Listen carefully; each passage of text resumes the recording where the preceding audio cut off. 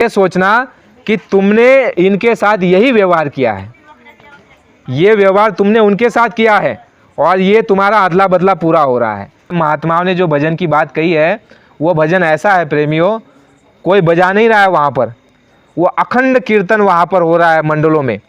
और जब तुम अपनी जीवात्मा के ऊपर जो गंदगी चढ़ गई है, पाप की और पुण्य की, अच्छे की बुरे की, चोरी की, डकैती की, बेईमानी की, झूठ की, खसोट की, लूट की, जो तुमने हमने जो दिन भर में जो कर्म किए अच्छे बुरे, जो तुम्हारे हमारे जीवात्मा के ऊपर लाद दिए गए, ये जब तुम साफ कर लोगे, इसकी जब सफाई हो जाएगी, इसकी जब शुद्धि हो जाएगी, तो स्वामी जी महाराज ने कहा कि वो शब्द, वो आवाज़ तुम्हारे कानों तक साफ सुनाई देगी, बिल्कुल साफ सुनाई देगी। और स्वामी जी महाराज ने कहा कि तब तुमको बाहर की आवाज़ बंद करने के लिए ऐसे नहीं करना पड़ेगा।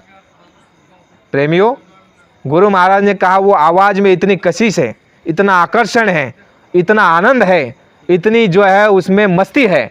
गुरु महाराज ने कहा कि जब वो तुमको सुनाई दे देगा, गुरु महाराज ने कहा कि तुमको कोई खाना दे कि नहीं दे, तुमको कोई पड़ी नहीं रहेगी, क्योंकि उसका इतना प्रकाश और उसकी इतनी ताकत और उसका इतना तेज है। गुरु महाराज ने कहा कि वो जब तुम जीवात्मा सुनने लग जाती है, उस समय जो है ये शरीर में अपने आप बल आ जाता है।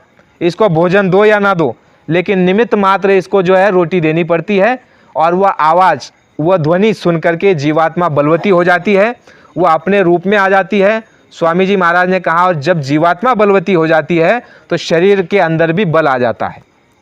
स्वामी जी महाराज ने कहा कि उस आवाज़ में इतनी कशिश है और इतना उसमें आकर्षण है, जब वो सुनाई दे देगी, स्वामी जी महाराज ने यह कहा कि तुमको नशा चढ़ेगा, ऐसी नशा और ऐसी मस्ती चढ़ेगी। स्वामी जी महाराज ने कहा कि उसका कोई तुम बयान नहीं कर सकते। स्वामी जी महाराज ने कहा लेकिन उसको जो है किसी को बताना नहीं होता कि हमने ये सुना, ये देखा। स्वामी जी महाराज ने ये कहा कि तुमको सुनाई भी देगा और दिखाई भी देगा, सुनाई और दिखाई दोनों देगा, लेकिन तुम उसको हजम करना, और जितना हजम करोगे उतना वो खजाना अंदर से निकलते चला जाएगा। प्रेमियों, ये हमारे गुरु भाई है, गुजरात में है, टाटधारी है, इतने भोले। और प्रेमी, ये दौलत कब प्राप्त होती है आपको मालूम है? जब हमारी जीवात्मा के ऊपर से गंदगी जब हट जाती है। वो हटती कैसे है? ऐसे नहीं हटती। जो संत सद्गुरु महात्मा जो आपको शिक्षा देते हैं, उसके अनुरूप जब आप रहने लग जाते हो, तब वो अपने आप हटने लग जाती है। कैसे? सत्संग में जाने से भी जो है कर्मों की जो है सफाई होती है, सेवा करने से। जैसे भाई कोई आ गया, आपने उसको सत्संग में आ गया तो आपने रोटी खिला दी, पानी पिला दिया, परोस दिया, भंडारे में आपने सेवा कर दी।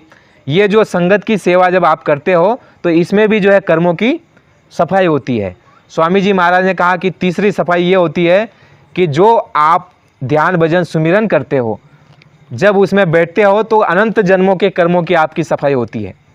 फिर आप जब धन की राशि देते हो, जब अन्न दान करते हो भंडारे में, या फिर कुछ सेवा देते हो कि भाई चलो ये सेवा प्रचार में लगा दो, चलो ये सेवा भंडारे में लगा दो, तो ऐसी जब आप सेवा करते हो तो तुम्हारे हमारे जीवात्माओं की कर्मों की जो है सफाई होती चली जाती है। और जब सद्गुरु के आदेश का हम पालन करते हैं, उस समय ये सफाई होती चली जाती है। और जब ये सफाई होती चली जाती है, उनके बताए नियम के अनुसार हम जीवन जीते हैं, घर में, परिवार में, दुकान दफ्तर, खेती में, समाज में, तो जल्दी वो चीज़ प्राप्त होती है। यानी हमारा जीवन सात्विक जब हो जाता है, दयावान जब हम बन जाते हैं, सब पर दया करते हैं, सबसे प्रेम से बात करते हैं, सबसे प्रेम व्यवहार रखते हैं, किसी से छल नहीं, किसी से कपट नहीं, किसी से बैर नहीं, किसी से झगड़ा नहीं, जब हमारे अंदर दैविक गुण आ जाते हैं, उस समय वो वस्तु जल्दी प्राप्त हो जाती है। तो एक ऐसा उदाहरण हमारे गुजरात में एक गुरु भाई हुए टाटधारी। तो वो कहते थे कि भाई हमने जब नामदान लिया स्वामी जी महाराज से, तो वो कहते थे कि हम टपरी चलाते थे, ऐसी टपरी थी उनकी। कहा हम टपरी चलाते थे, स्वामी जी महाराज से नामदान लिया, और जैसे नामदान लिया तो वो कहते रहे कि भाई जो है हमको ऐसे जो है ऐसे करने की ज़रूरत नहीं पड़ती थी, सीधा सुनाई देता था, पूरा सुनाई देता था। वो कहते थे इतना तेज और इतनी मधुर आवाज़ आती रहती थी ऊपर से। तो उन्होंने कहा कि मैंने बाबा जी के सामने जा कर के कहा कि स्वामी जी महाराज इसको बंद कर दीजिए, इसको आप बंद कर दीजिए।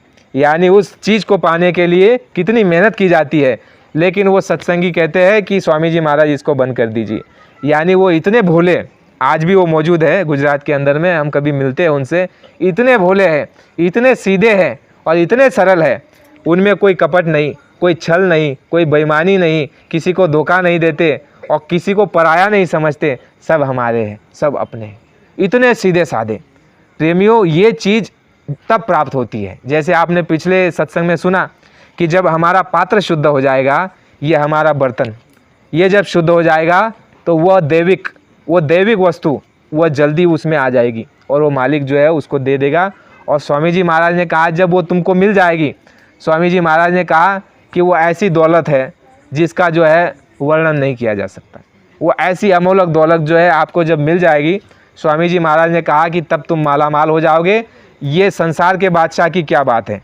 स्वामी जी महाराज ने कहा कि वो बादशाह तुमको मिल जाएगी जिसको पाने के लिए मीरा ने अपने राजपाट को ठोकर मार दी। बड़े बड़े राजा महाराजों ने जो है अपने राजपाट का त्याग कर दिया उस दौलत को पाने के लिए। वह दौलत तुमको अपने ही घर में और अपने ही इस मनुष्य शरीर में मिल जाएगी। वह दौलत स्वामी जी महाराज ने जो है इन वर्षों में हमको आपको दी, बाटी। जब हम उनके सारे आदेशों का पालन करेंगे तो सारा आदेश उनका कौन सा आदेश है। देखो प्रेमियों, हम लगभग जो है आध्यात्मिकता की ही चर्चा लगभग करते हैं सत्संग में, क्योंकि हमारे पास समय बहुत कम होता है तो आध्यात्मिकता की ज़्यादा चर्चा करते हैं, लेकिन ऐसा नहीं है। गुरु महाराज ने सामाजिक भी ज्ञान दिया, सामाजिक ज्ञान दिया, पारिवारिक ज्ञान दिया और आपका जो है भौतिक का ज्ञान दिया, राजनीतिक का ज्ञान दिया, आपके धर्म कर्म का ज्ञान दिया। सब कुछ आपको बात बता करके स्वामी जी महाराज ने रखी है और उन सारी बातों को जब हम अपनाएंगे चलेंगे तो आदेश का पालन हो जाएगा। और आदेश का पालन क्या है? गुरु भक्ति है। तो आदेश का पालन जब हम करोगे तो तुम्हारे हमारे कर्मों का आदान प्रदान हो जाएगा। तो स्वामी जी महाराज ने देखो हमको परिवार में कैसा रहना, वो सारी की सारी बातें बता करके रखी है। मेरा पति बात नहीं मानता, यानी कि आपस के कलह की चर्चा करते हैं कि घर में परिवार में ये वाद है, ये विवाद है, उसके लिए कोई बात बताओ। तो है प्रेमियों, समय कम रहता है इसलिए आध्यात्मिक बात बताई जाती है, लेकिन गुरु महाराज ने सब कुछ बता करके रखा हुआ है। गुरु महाराज ने क्या कहा, कम शब्दों में बहुत कुछ बताया है, 60 वर्षों में कोई कम नहीं बताया है। गुरु महाराज ने क्या कहा, देखो, कहा कि जो काम करते हो मेहनत और ईमानदारी से करो। जो भी काम धंधा दुकान दफ्तर का करते हो मेहनत और ईमानदारी से करो। आए गए का सेवा सत्कार करो। दिन में जो समय तुम्हारे पास बच जाता है उसमें उस परमपिता परमात्मा का सच्चा भजन करो जीवात्मा से। आए गए का सेवा सत्कार करो, माता पिता को रोटी खिलाओ, बच्चों का लालन पालन करो। यानी ये मोटी बात बताई गई। फिर बहुत विस्तार से गुरु महाराज ने बताया गया। क्या बताया है कि तुमने जिसके पेट से जन्म लिया है तो उनका तुम्हारे ऊपर कर्जा है। क्या है? कर्जा, लेन देन का कर्जा। यानी पिछले जन्मों में तुम उनके पिता बने थे और इस जन्म में तुम उनके बच्चे बन गए हो, तो तुम्हारा लेन देन है।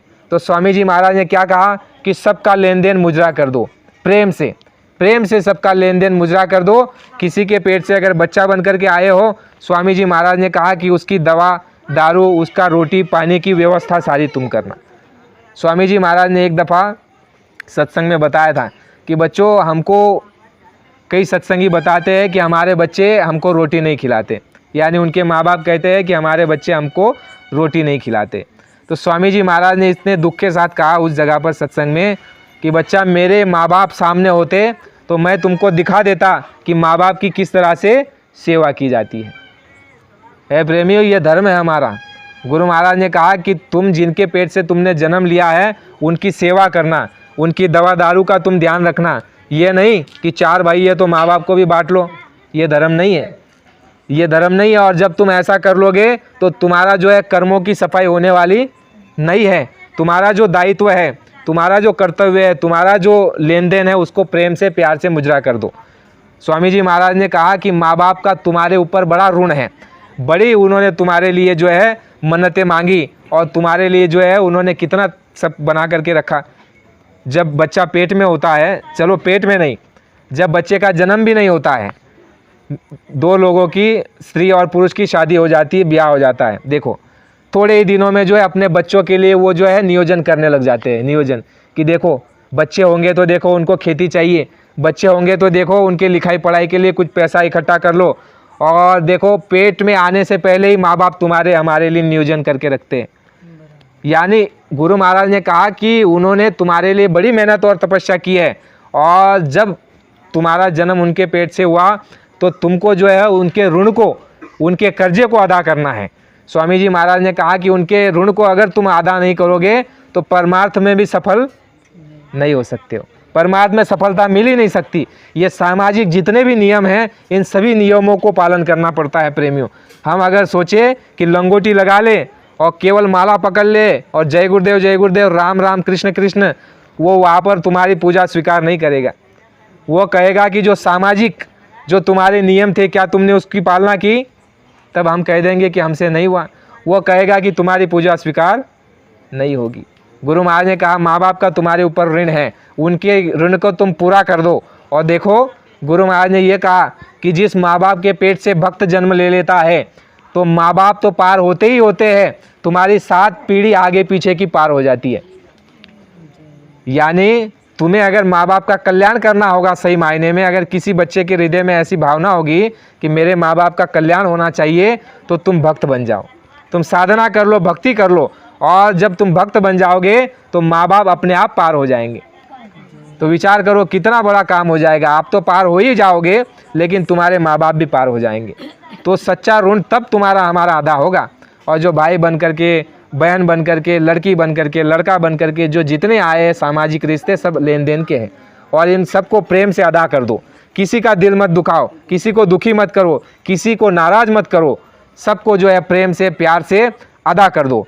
और कोई अगर तुमसे हमसे नाराज़ रहता है, मान लीजिए अभी कई बार ऐसा भी होता है कि हम तो अपने सारे कर्तव्यों का निर्वाह करते हैं, जैसे माँ बाप की सेवा भी करते हैं, लेकिन कई बार ऐसा भी होता है फिर भी माँ बाप कहते हैं कि ये कुछ काम का नहीं है, तो नाराज़ नहीं होना। इसका क्या मतलब है? गुरु महाराज ने ये बताया, इसका मतलब ये है कि तुमने भी उनके साथ यही व्यवहार किया है, तुमने भी उनके साथ यही व्यवहार किया है, इसलिए तुम कितना भी करोगे तो वो तुमको जो है बुरा ही कहेंगे। माँ बाप हो, चाहे भाई हो, चाहे बहन हो। कई जगह, कई घरों में ऐसे भी देखने मिल जाता है कि बहनें जो है छोटे भाई का पक्ष ले लेती है कि छोटा ही अच्छा है, ये बड़ा जो है ये कुछ काम का नहीं है, यानी ऐसे भी होता है। तो इससे नाराज़ मत होना, अपने धर्म को मत त्यागना कभी भी। तुम ईमानदार हो, तुम सच्चे हो, तुमने सबकी सेवा की है, सबका लेन देन पूरा किया है और सबकी ज़रूरत को तुमने पूरा किया है। और जब वो तुमसे ऐसा व्यवहार करने लग जाए कि ये तो कुछ काम का ही नहीं, और तुमको जो है भला बुरा कहने लग जाए, तो इसलिए कभी तुम अपने कर्तव्यों से पीछे मत हटना और उनसे भी नाराज़ मत होना। ये सोचना, गुरु महाराज ने ये बात बताई है, ये सोचना कि तुमने इनके साथ यही व्यवहार किया है, ये व्यवहार तुमने उनके साथ किया है और ये तुम्हारा अदला बदला पूरा हो रहा है, इसलिए उनसे दुखी मत होना। ये मत कहना कि ये तो मुझे बुराई कह रहे हैं, मैं तो इतना ले दे रहा हूँ फिर भी बुरा कह रहे हैं। उनके भाव को मत देखना, ये देखना कि तुम्हारा धर्म क्या है, वो धर्म को पूरा कर दो। वो बुरा कहे, अच्छा कहे, उससे कोई भी किसी भी प्रकार से प्रभावित मत होना। ये क्या है प्रेमियों, अगर ऐसा करेंगे तो हमारा लेन देन पूरा हो जाएगा। और झगड़ा करने लग जाओगे तो फिर जो तुम्हारा पिछला कर्म है वो बना का बना रहेगा और नया कर्म बन जाएगा। नया कर्म बन जाएगा तो उसको भोगने के लिए दोबारा भाई बहन बनकर आना पड़ेगा, दोबारा पुत्र बन करके आना पड़ेगा, दोबारा पति बन करके आना पड़ेगा। और जब ये सारे जब अदले बदले को जब तक हम नहीं चुकाएंगे तो साधना कैसे बनेगी, यहाँ से निकलना कैसे होगा।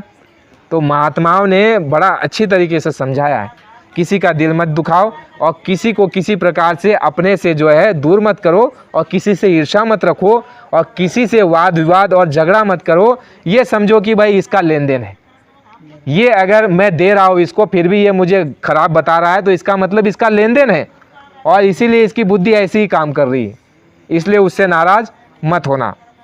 और ऐसा करेंगे तो फिर हमारा ध्यान भजन भी बनेगा और अदला बदले का लेन देन पूरा हो जाएगा, फिर छुटकारा हो जाएगा। और नहीं तो लड़ते रहो और अदले बदले के लिए फिर जन्मो फिर मरो। तो उसके लिए रास्ता आपके सामने है। तो महात्मा रास्ता बताते हैं कि देखो ये छूटने का रास्ता, और ये जो है सोने की बेड़ी और ये लोहे की बेड़ी, और इन तीनों से निकलना है तो एक अलग रास्ता बता दिया है। तो ये सारा का सारा महात्माओं ने हमारे आपके सामने रख दिया है। अब इस पे चलना नहीं चलना, करना नहीं करना, ये आपके हमारे ऊपर निर्भर करता है।